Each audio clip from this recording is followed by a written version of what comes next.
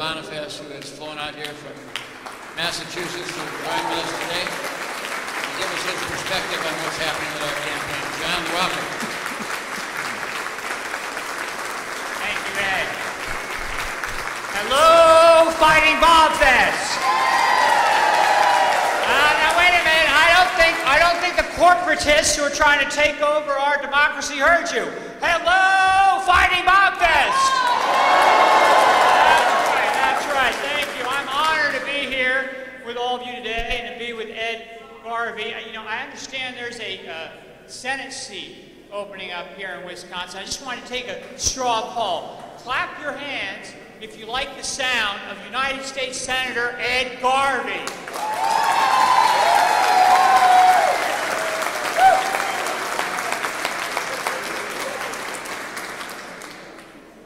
You heard it. America is at a crossroads. We can either go the way of complete corporate control of our government, or we can stand up and fight to reclaim our democracy. Free Speech for People is a national campaign we launched on the day of the United States Supreme Court's ruling in Citizens United v. FEC to demand a constitutional amendment, a 28th Amendment, that ensures that we the people rule, not we the corporations. Now, what I'd like to do is just go over briefly, as many of you already know about this ruling, go over briefly what this ruling is and what we can do to fight back. The United States Supreme Court issued this ruling, as we know, in January of last year, equating corporations with people, with free speech rights, like you and I, and saying that corporations have the ability to spend their general treasury funds in our elections, unleashing a torrent of corporate money into our election process. $300 million plus spent in the 2010 election cycle, and that's just the money that was figured out. There's a lot of secret money obviously being spent out there by corporations now. In 2012, we're going to see even more of it.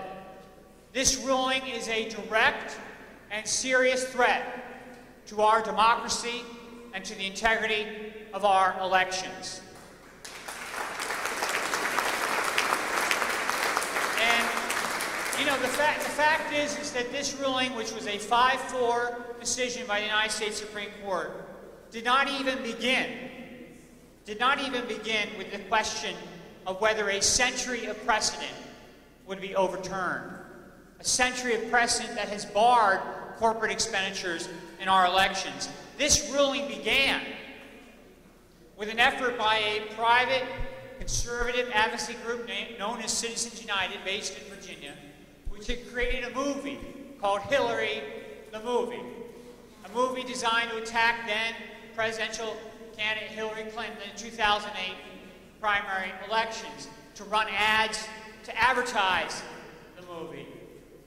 And the fact is that this organization creating this movie knew that the McCain-Feingold law, the Bipartisan Campaign Reform Act, passed in 2002 by the United States Congress, barred corporate expenditures prior to a primary election, 60 days prior to a primary election, 30 days prior to a general election. And that provision under the McCain-Feingold law is what the Citizens United group sought to challenge. But the Supreme Court, these 5 justices, they decided to take it much, much further. When they heard argument in the spring of 2009, they didn't decide after that on the merits of the case.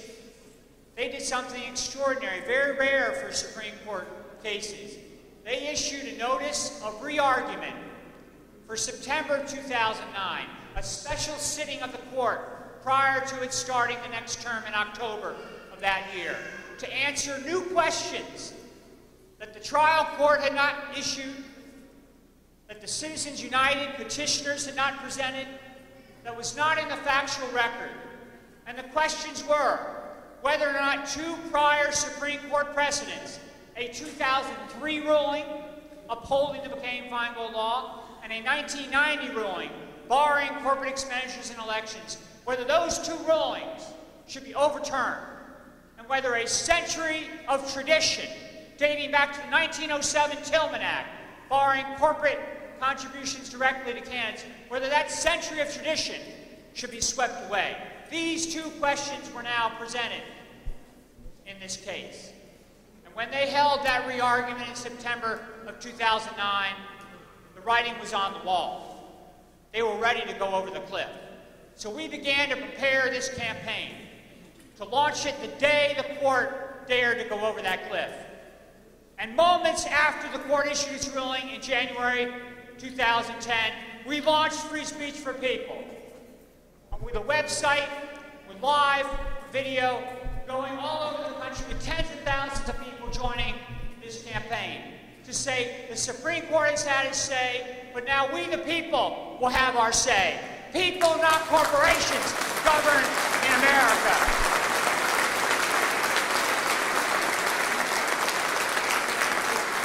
This ruling, to be clear, this ruling is not only a campaign finance ruling.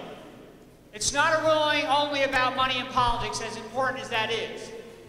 This ruling is a corporate rights ruling. It's the most extreme extension of a corporate rights doctrine that has eroded our First Amendment and our Constitution for the past 30 years. In the early 1970s, Lewis Powell, then a private attorney working for the United States Chamber of Commerce, wrote an infamous memorandum in which he articulated how corporate America could advance its agenda in the courts by arguing that it had corporate rights under the First Amendment, free speech rights to trump down environmental laws, healthcare laws, consumer rights laws, worker rights laws, civil rights laws, use the Constitution, misuse the Constitution to say that corporations are people too, with constitutional rights. Then Lewis Powell became Justice Lewis Powell, nominated by then President Nixon and confirmed by the United States Senate to the Supreme Court. And he became an architect of this corporate rights doctrine. And this doctrine has been misused by the Supreme Court, by corporate America, to undermine self-government and to strike down a host of these laws that we care about. Let me give you just one example of this. The state of Vermont decided in the 1990s that they were going to try to deal with the question of the use of Monsanto's bovine growth hormone drug, designed to supposedly increase efficiency in milk production. But as we know, it has serious human health effects and animal health effects. And it was by that ban in large parts of the world, Australia, Europe, and elsewhere, all Vermont sought to do was to say, if you're a dairy, if you're an industrial dairy, using this drug, you need to label that on your product. And if you're an organic dairy, you can say you're not using this drug. Put the label on your milk products so people can make a choice whether they want to buy milk from a dairy using the Monsanto drug or whether they want to buy milk without the drug having been used. The Industrial Dairy Association, Monsanto, these companies, they went to court. They sued the state of Vermont in federal court, saying we have free speech rights. We don't want to have those labels on our products, and the government can't force us to put these labels on our products. You know what? They won. They got to the federal appeals court, struck down the Vermont law. So now we've turned the First Amendment on its head. It's no longer designed to protect you and me, our right to speak, or not to be forced to speak by the United States government or any other government. And now it's being used by corporate America to say that they have somehow established free speech rights to prevent them from identifying serious questions that we the people should know to protect our human health. That is not what the First Amendment is about. That's not what the framers intended. That's not what the Constitution is about.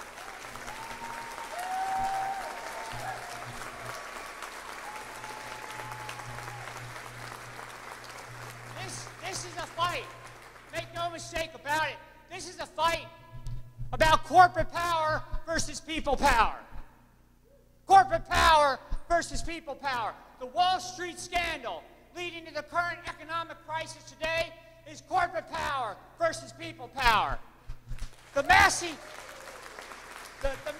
energy disaster, 29 coal miners dying in West Virginia, is a struggle of corporate power versus people power.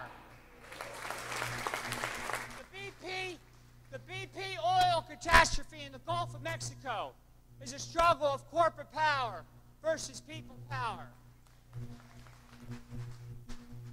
The struggle for worker rights here in Wisconsin and around the country is a struggle for corporate power versus people power.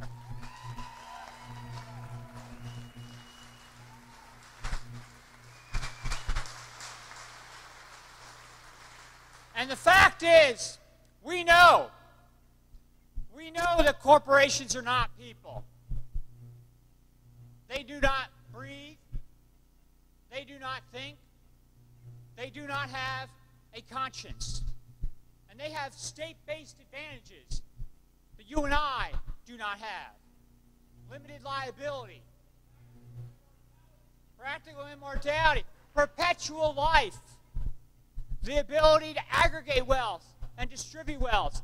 And for those reasons, for those very reasons, we have understood, and the framers understood, that we would treat corporations differently than people. They are artificial entities created by we, the state. We charter them to exist. We control them. We regulate them, not the other way around. Now,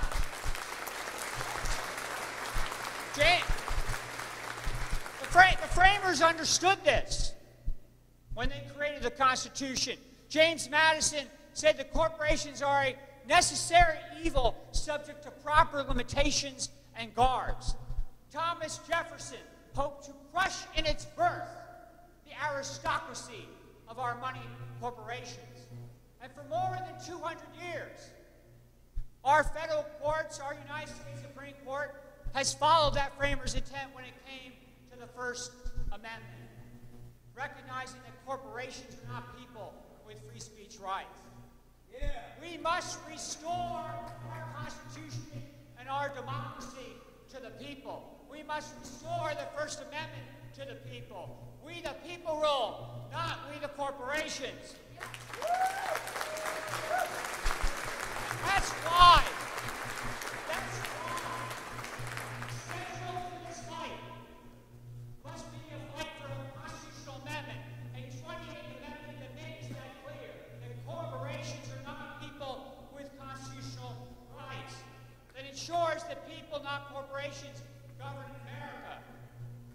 We are engaged all around the country in bringing this to the American people.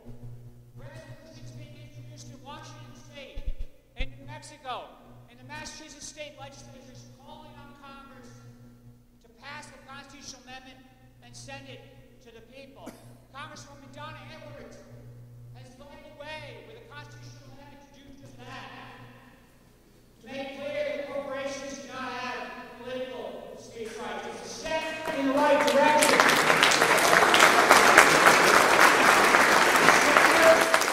Senators Wallace and Bennett and Udall have all called for a constitutional amendment. But this is not going to be a fight that is led by Washington or that comes from Washington. It's going to be a fight from the grassroots, from we the people, building a new democracy movement to reclaim our government.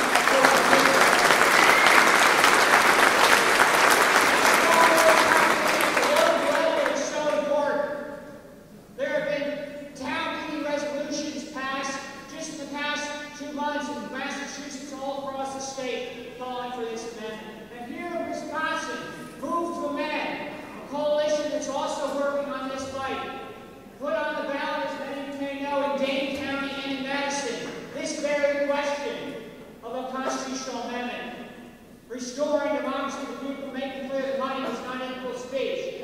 And what were the results? 78% in Dane County, 84% in Madison voted for this constitutional amendment. That's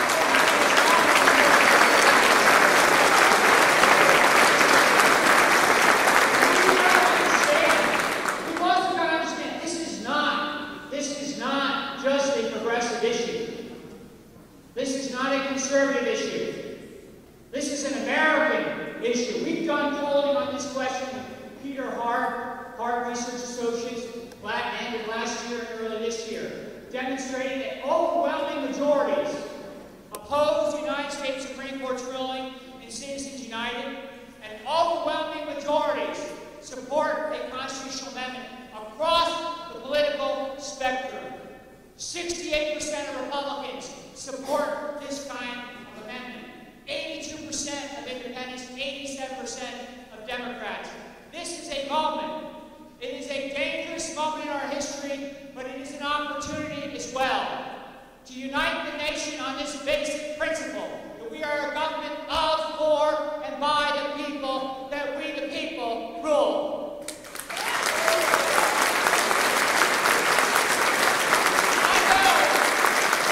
I know there are going to be some people, probably not in this room, and some neighbors and friends you may talk to, when you talk about this issue, who will say, well, we don't amend the Constitution anymore. That's impossible. We can't do that. Go back and tell them this. We've done it before. 27 times before in our nation's history. Once every decade in the last century, except the 1940s and the 1980s. We've done it to expand our democracy, to end slavery, to guarantee women the right to vote, to eliminate the poll tax. We've done it time and time again when history called us to do it. We've done it 7 times in our nation's history to overturn a United States Supreme Court ruling, an egregious United States Supreme Court ruling. We can and we must do it again. But if that doesn't work, go back and tell them the Doris Haddock story, otherwise known as Granny D. Someone, as you know, who showed up time and time again at Fighting Bob Vest. Yeah. Granny D. At the age of 89, she decided she was going to walk across the country, overhaul our nation's campaign finance system. She set out from California, walking 10 miles a day. She didn't have any grand idea of how she was going to do this. She knew the general direction of where to go. She didn't know how she was going to be housed or how she was going to be fed. Random strangers came out of their homes. They housed her. They fed her. They walked with her for part of the way. She walked through the rain, through the wind, through the snow. She cross-country skied in places. She turned 90 in the process. 14 months later, 3,200 miles later, she reached Washington, D.C. to be greeted by then Senator Russ Feingold and Senator John McCain and hundreds of others that day. I was honored to have been there that day, and I was honored to have known her and to have worked with her. She died last March to 2010 at the age of 100. And she thought about walking across the country, by the way, again, when the Supreme Court ruling happened. But when she passed away, I thought about the fact that when she was born, the 19th Amendment, guaranteeing women the right to vote, had yet to be enacted. She saw in her lifetime 9 amendments passed by the United States Congress, ratified by 3/4 of the states. She is an example that change can happen in a lifetime, including a constitutional amendment. In the name of Granny D, it is time for a 28th Amendment to say that we the people rule, not we the corporations. Thank you very much.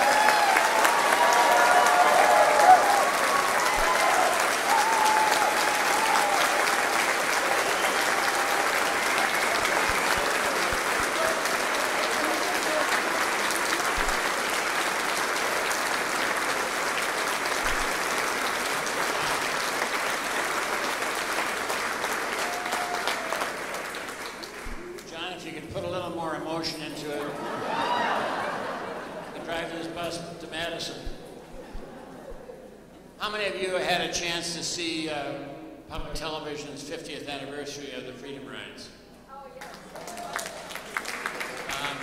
I just have to say that I was involved with the Student Nonviolent Coordinating Committee at that time in the spring of fall of 1961. No one believed that the Freedom Riders were going to succeed. They were going to be intimidated and burned out or killed or beaten up, or they would give up. They not only made it, but they changed this country. And one of the people that I worked with was Diane Nash, and what was so thrilling for me was when Bobby Kennedy was shown on this film. You know, the Kennedys were not exactly in the forefront of the effort. No, they weren't. And he said, "Who is Diane Nash?" and get her off that bus. I think it was wonderful because Diane Nash said to the representative of the president, "We all signed our last will and testament last night. So if somebody dies, we're ready for that to happen. So please don't worry about us." That's the kind of commitment that has changed this country. I feel when I listen to John and others about what we're looking at. Of course we can amend the Constitution. Of course we can come up with enough money for education. Of course we can take care of health care.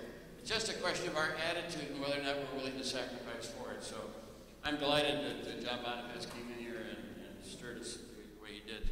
And he's one of my favorites, that's for sure. I get to ask Ruth Conniff to come up.